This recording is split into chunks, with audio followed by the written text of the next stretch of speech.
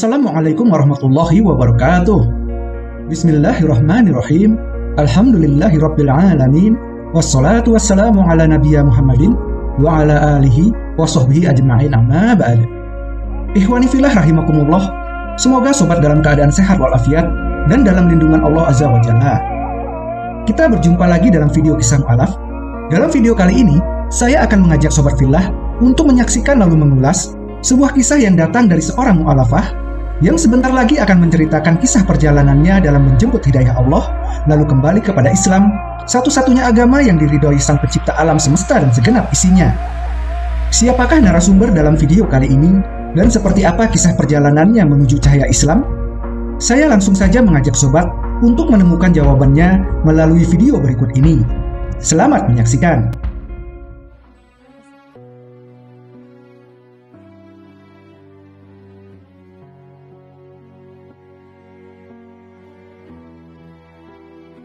Hello everyone and welcome back to my channel. So I'm a little bit nervous honestly for today's video because I don't know if you know, but I recently converted to Islam, so I'm now officially a Muslim, alhamdulillah. And I kind of just, honestly I don't know why I'm making this video, but I kind of just wanted to put my story out and just talk about why I converted to Islam. So I don't really like to talk about this, but basically my sister, who was a teacher working in Qatar, in Doha, Qatar, she was working there as a teacher, and in October 2013 she was murdered by a man who is a so-called Muslim. Clearly not a Muslim, if you can kill someone, but anyway. And the reason why I feel like it's relevant to mention that is because I feel like everything from that day over the years kind of led me to finding Islam and eventually becoming a Muslim, alhamdulillah. So I guess after that I kind of lost myself a lot. Like it just like lost my older sister. She was like my best friend, and we have like in the last few months before she died we had like a really close relationship.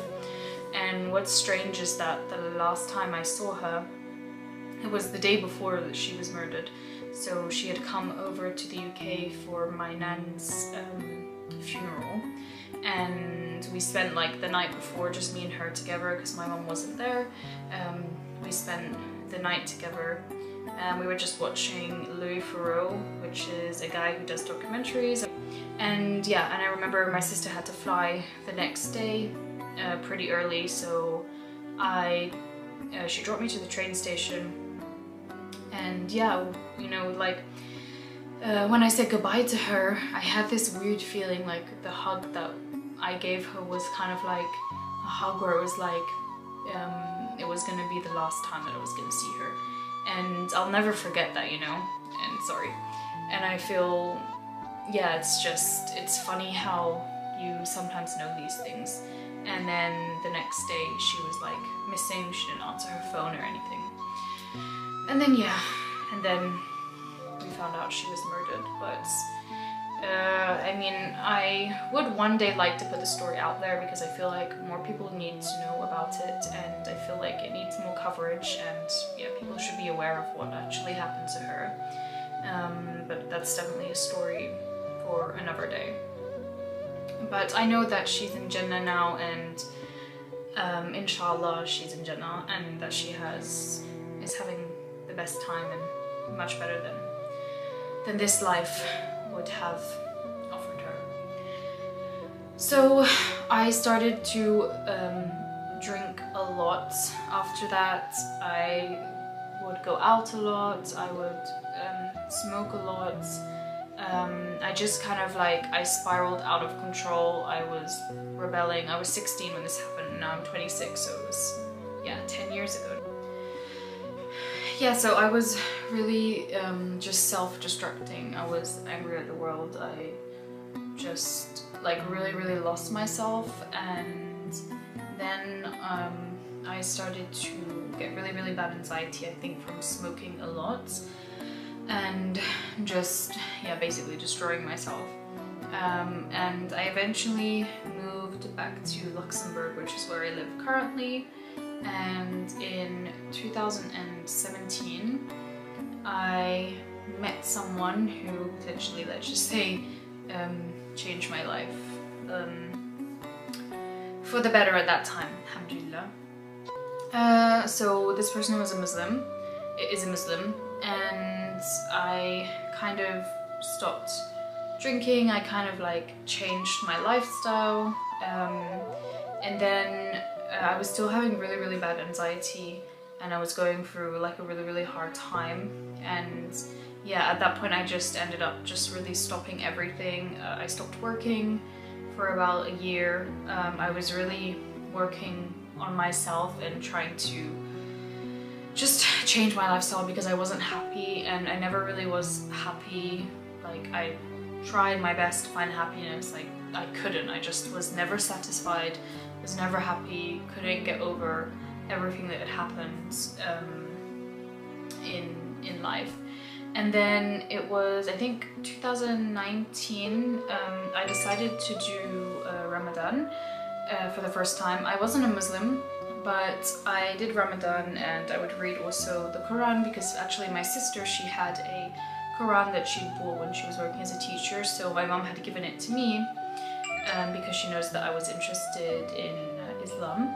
So I would fast, and I would try to read a little bit of the Quran, watch some lectures on Islam and everything, and I just found it so peaceful. Like, it was the most peaceful time for me. I was happy. I wasn't thinking about like anything sad, anything bad. I was just really at peace with myself. I loved fasting.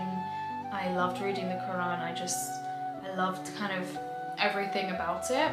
And yeah, so after that I started to learn more about Islam, watch a lot of videos, but I didn't really know that many Muslim people or anyone that was kind of like interested to really teach me about Islam. So in, I think it was about 2020, I got in contact with a girl that I knew a little bit from back in the day, and we kind of just got back into contact and we started speaking, and I found out that she was actually a Muslim. She converted to Islam that year, and we just really connected, and we started just to talk about Islam all the time. She showed me how to pray. Yeah, she just really helped me and really made me love Islam even more. And I decided that I would do my shahada, alhamdulillah. And so I did my shahada, but it was still like pretty lonely for me. And of course, you know, when you've lived like, at that time I was 24, yeah, when you've lived like 24 years, like as a non-Muslim, there's a lot of things that's like, it's a big change, you know, it changes your life completely to afterwards revert to Islam. So, you know, I was finding it difficult, and I was in a like toxic situation and time in my life, so I kind of just did my shahada, and then a few months later I kind of just stopped to learn about Islam, and I kind of left it on the side. And I did feel guilty about it, like I didn't do my prayers, I didn't pray, I wasn't really implementing the religion into my life, and I know it was not the right thing to do. At this time I never drank alcohol ever again, so I haven't drank alcohol in I want to say 4 years or 3.5 years, alhamdulillah, and also have not smoked in the same as well, and I would never do it again. So that's something that I'm really proud of myself for and happy that I don't do. Of course I don't go out, you know, I don't do any of that kind of stuff anymore. I also lost a lot of friends because, well, I just didn't go out anymore, so, you know, life like changed a lot. But I kind of lost, my imam went down a lot, and I kind of just lost sight again of what I was doing and the real reason why we are in this dunya. Like, I lost my path, like the real meaning of life. I just kind of was living for this world and not for the next. And then my anxiety got really, really bad again, like to the point where I couldn't leave my house. I was panicking all the time, and so I started to listen to the Quran a lot, and it just brought such a sense of peace to me. And yeah, even if you don't understand the words, like as a revert and someone who doesn't understand Arabic, you know, I know a few words. Of course, I'm not going to understand everything. I know a few surahs now, alhamdulillah, but that's it. At that time I didn't, but even though I didn't understand what was being said, it was so peaceful, and it's something that really, really calmed my anxiety. I would listen to it when I had to go on trips, or sometimes if I couldn't sleep, I would put it on before sleeping, and I just found it so peaceful. The end of 2022 is when I really started to build up my faith and my connection with Allah, with God, and I started to do my prayers, and now it's become obligatory to pray 5 times a day. And I have just found like a sense of peace. Like, even if I'm going through a hard time, which I am, I always say alhamdulillah, and I know that I have to put my trust in Allah, and I know that He is the best of planners, and He has a plan for everything, and there's a reason for everything. And it just brings me so much peace to know that, okay, even if I'm going through hard times, I've gone through hard times, I'm gonna go through hard times again. I know that inshallah, if I keep my trust in Allah and I have sabr and I be patient, that one day things will be okay. And you know, and just to think that we're here to work for the next life. I'm nervous to make this video, and I know that I don't wear the hijab, and I know that I have a lot to learn and a lot to change, but inshallah that will come with time. You know, I'm learning, and it's lonely honestly when you don't really have a lot of Muslim friends, because I have like 1 or 2, and I barely see them. Alhamdulillah, I'm grateful that they're in my life. And yeah, like, it's just, I'm happy, like I found, well, the real meaning like of what I'm supposed to do, and it really has helped me a lot to be calmer, to have patience, to not be so angry. Everything, it's just, yeah, I'm just really happy, and I'm excited to learn more, and I'm excited that inshallah Ramadan is coming in less than 20 days, and I'm really excited. It's just come at the right time, as I feel like it does for most people, so I'm really excited. And if you have any advice, or maybe any lectures that you know, or just anything, you can leave it in the comment down below, but please be kind, because I'm very nervous for this video. And also, please don't forget to subscribe to my channel and leave me a like and a comment. And yeah, just I'll be posting more videos soon, inshallah. So please subscribe to my channel, and you can also follow me on Instagram and TikTok. I will leave them up here somewhere on the screen.